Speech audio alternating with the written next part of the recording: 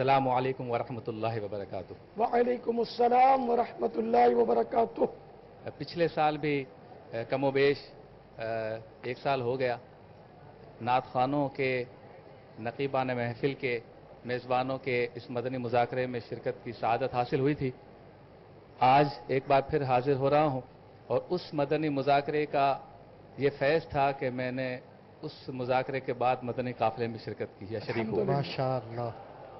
दावत इस्लामी के अहबाब के साथ 3 दिन तक रहा, सदाए मदीना भी लगाई, चौक दर्स भी दिया, ये सारी इस्तिलाहात सीखी जो अल्फाज इस्तेमाल किए जाते हैं इस माहौल में, वो सीखने की सआदत भी हुई। आज एक बार फिर हाजिर हूँ आपकी खिदमत में और अपने बुजुर्गों से यही सीखा है कि कभी कभी अगर अल्लाह का वली सामने आ जाए तो उससे कुछ ले लेना चाहिए।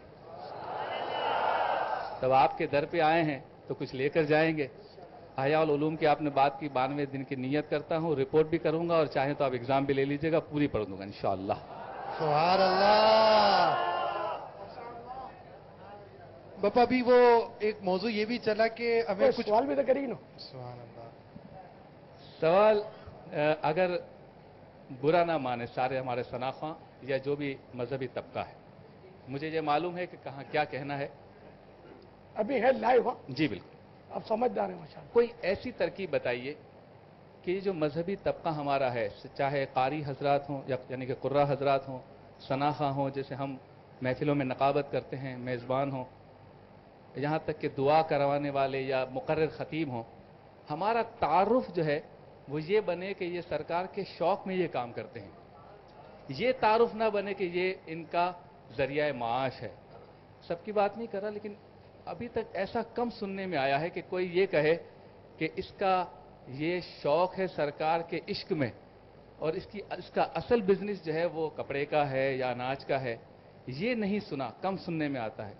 ऐसा तासुर क्यों बन गया कि जो भी इस फील्ड से वाबस्ता है उसका एक रेट है, उसकी एक रकम है, उसको बुलाने के लिए ये सब कुछ करना पड़ेगा।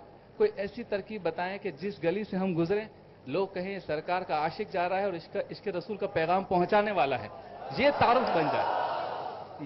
ये कोई ना कहे कि इसका तो कारोबार ही यही है। ऐसी कोई तरकीब बताइए। असल मसला ये कि वो कहते हैं ना हवे का हवा बिगड़ा हुआ है। इसकी तरकीब दावत इस्लामी इसकी तरकीबें कर ही रही है ना। मैं कल तक ये सोचें भी कहाँ थी जो इस वक्त माइकों पर हम सुन रहे हैं माशाअल्लाह, इजारे की बात तो इसकी बात उसकी बात, ये भी अल्हम्दुलिल्लाह। तो अब इतनी तब्दीली आई है तो इंशाअल्लाह ये तब्दीली बढ़ती चली जाएगी। और बाज़ ऐसे भी होंगे कि जो अब वो प्रोफेशन या प्रोफेशनल नातख्वान से अपना प्रोफेशनल का टाइटल अगर था भी तो हटा चुके होंगे, अल्हम्दुलिल्लाह ऐसे जरूर होंगे। तो मजीद इंशाअल्लाह आहिस्ता आहिस्ता आहिस्ता तरकीब बनेगी। जब बिगाड़ बहुत ज्यादा है और ये इनमें नहीं है ना, सिर्फ ये कह सकते हैं कि ये वर्ल्ड वाइड मुसीबत है जो हम पर नाज़िल हुई है। तो अल्लाह करे कि हमारे नातख्वान जो है उसको देखकर गैर मुस्लिम कलमा पढ़ लें। क्योंकि हालत यह है कि बाद वक़्त मुसलमान भी नातख्वान को देखकर उंगली उठाता है। हमारा अंदाज, हमारा लिबास, हमारा रहन सहन, ये सब ऐसा सही इस्लामी हो जाए।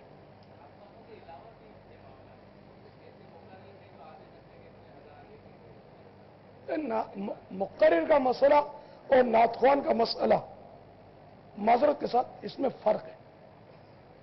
जैसे कि वाज जो आलिम है वाज कहता है, पहले यानी कि मजहब जो है ना, यानी कि असले मजहब, इसमें तो वाज की उजरत भी हराम थी, हराम है बल्कि वाज की उजरत, इमामत की उजरत, अजान देने की उजरत, मुदर्रिस के पढ़ाने की उजरत, ये सब हराम है।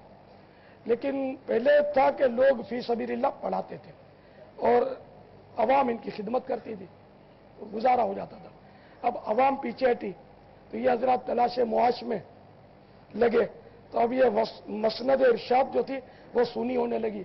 अब नमाज कौन पढ़ाए, अजान कौन दे, मुसलमानों को वाज कौन कहे, तदरीस कौन करे। तो फिर उलमा ने बतदरीज हालात देखकर ان چند چیزوں کے جواز کا حکم دیا، تو ان میں واعظ کی اجرت بھی جائز ہے۔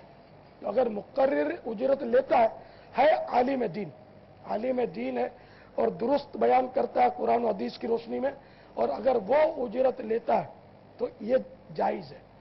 یہ سرکار اعلی حضرت رحمۃ اللہ تعالی علیہ کے والد ماجد حضرت رئیس المتکلمین مولانا نقی علی خان علیہ رحمۃ الرحمن کی کتاب احسن الوعاء لآداب الدعاء، جس میں اعلی حضرت کا حاشیہ بھی ہے، اس کتاب میں یہ مسائل بھی ہیں۔ فقی ابو اللیث سمرقندی علیہ رحمۃ اللہ القوی کا اس میں فتویٰ بھی نقل ہے ان معنوں کر کہ آپ فرماتے ہیں کہ پہلے میں واعظ کی اجرت حرام کہتا تھا، پھر یہ وجہ بتائی کہ لوگ خدمت کرتے تھے اور اب پیچھے ہٹے، تو اب میں جائز کہتا ہوں، تو یہ رجوع کیا انہوں نے۔